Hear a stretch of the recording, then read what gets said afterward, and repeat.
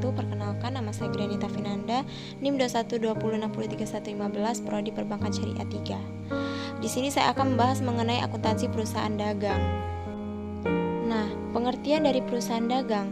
Akuntansi perusahaan dagang adalah proses pencatatan maupun prosedur akuntansi perusahaan dagang seperti mengetahui siklus akuntansinya, akun bisnis yang digunakan serta mengetahui laba atau rugi, arus kas maupun jenis laporan lain dalam suatu perusahaan pada periode yang ditetapkan. Nah, jenis laporan yang dibutuhkan dalam akuntansi perusahaan dagang yang pertama laporan laba rugi, laporan neraca, laporan arus kas, laporan persediaan barang, laporan utang, laporan piutang. Akuntansi perusahaan dagang yang pertama itu akun pembelian. Akun pertama yang akan dibahas adalah akun yang mencatat pembelian barang yang masuk ke bisnis Anda atau perusahaan sebelum dijual ke konsumen. Transaksi selain pembelian barang tidak dimasukkan pada akun ini.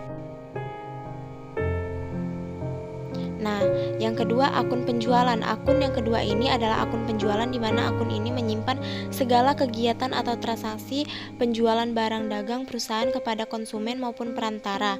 Transaksi selain penjualan barang tidak dimasukkan pada akun ini. Nah, yang ketiga akun persediaan. Akun ini bagi perusahaan dagang sangat penting dalam mengetahui stok barang yang masih ada, dan akun persediaan ini yang menyimpan data mengenai persediaan barang dalam periode tertentu. Dan yang keempat adalah harga pokok penjualan. Untuk akun ini adalah akun yang dipakai untuk menentukan harga beli barang dan selanjutnya barang akan dijual pada suatu periode tertentu, dan harga pokok penjualan dipengaruhi oleh harga pasar.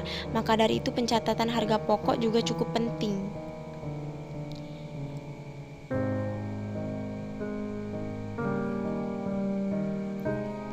Nah, yang kelima akun retur penjualan. Akun yang digunakan untuk menyimpan dan menganalisa dan mengenai barang yang sudah terjual ke konsumen namun dikembalikan kepada perusahaan karena kondisinya yang tidak baik atau cacat dan tidak sesuai dengan pemesanan. Nah, jenis-jenis perusahaan yang pertama adalah perusahaan jasa, perusahaan dagang, perusahaan pabrik.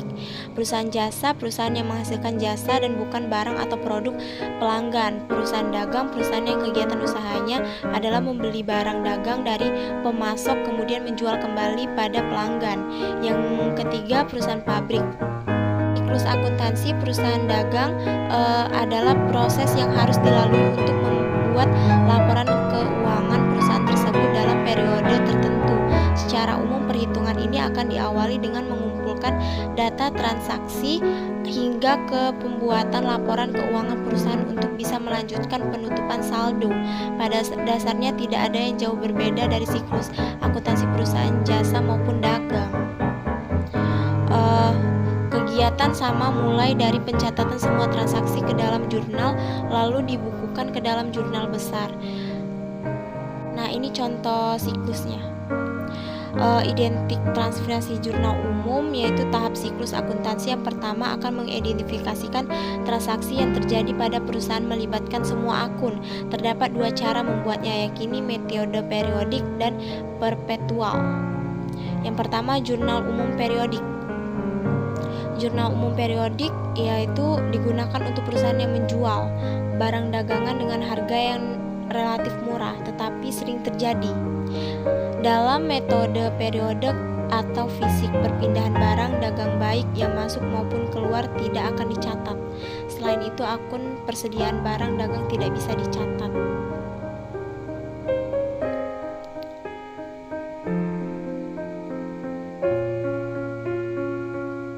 Nah, ini contohnya, contoh jurnal umum bentuk periodik. Bisa dilihat sendiri ya guys. Nah, membuat neraca saldo. Informasi yang digunakan untuk membuat neraca saldo adalah berasal dari buku besar, yaitu setiap saldo akhir pada setiap akun-akun. Posisi debit dan kredit harus balance. Jika tidak balance artinya ada kesalahan saat mencatat dari buku besar. Yang kedua, jurnal penyesuaian. Pembuatan jurnal penyesuaian adalah akibat dari terjadinya transaksi yang berpengaruh kepada sejumlah akun perusahaan dan terkadang memunculkan kehadiran akun baru. Contohnya, transaksi yang terjadi pada perusahaan dagang biasanya adalah sewa toko yang sudah jatuh tempo.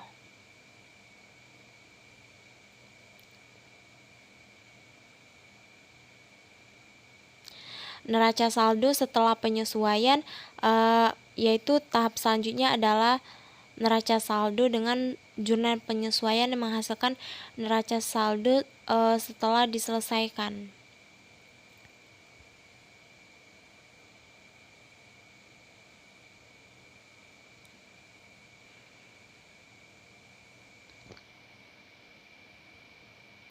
Nah, ini contoh dari neraca saldo dari perusahaan tersebut gitu contohnya.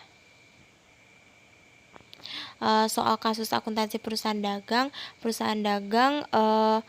PT Pelangi adalah perusahaan dagang yang bergerak dalam bidang penjualan berbagai jenis peralatan olahraga. Perusahaan ini berdiri pada tanggal 1 Oktober 2019 dan terletak di Letnan Setopo BSD. Berbagai transaksi yang terjadi di PT Pelangi pada bulan Desember 2019 sebagai berikut. Nah, jadi ini contoh soal akuntansi perusahaan dagang contohnya. Dan jawabannya tuh seperti ini. Nah, ini guys contoh jawabannya.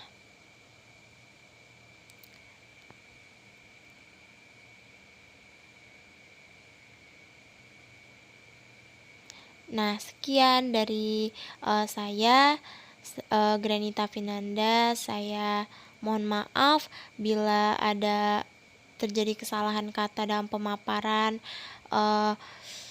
Kepada Allah saya mohon ampun. Saya ucapkan wabillahi taufiq wa hidayah. Wassalamualaikum warahmatullahi wabarakatuh.